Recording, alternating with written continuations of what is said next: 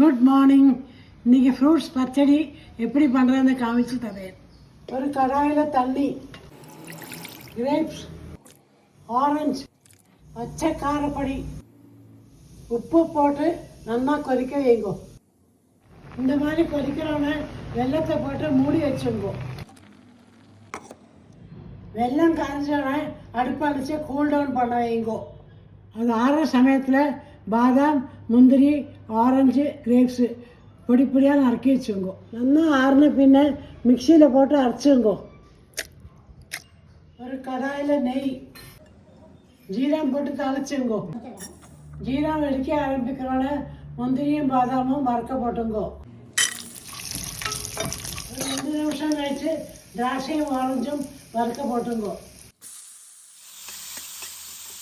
சர்க்கரை, பச்சை காரப்பொடி, உப்பு போட்டு மிக்ஸ் பண்ணுங்கோ.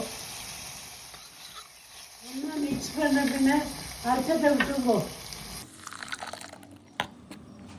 கொதிக்கிற சமயத்தில் கார்ன்ஃப்ளோரில் கொஞ்சம் தண்ணி விட்டு மிக்ஸ் பண்ணிங்கோ. இந்த மாதிரி கொதிக்கிறோட கார்ன்ஃப்ளோர் போட்டு 2 நிமிஷம் கொதிக்க வைங்கோ. கொதிச்ச பின்ன அடுப்பை அணைச்சிடுங்கோ. டேஸ்டி ஃப்ரூட் பச்சடி ரெடி. நீங்களும் ட்ரை பண்ணி எப்படிக்கு சொல்லுங்க. பாய்.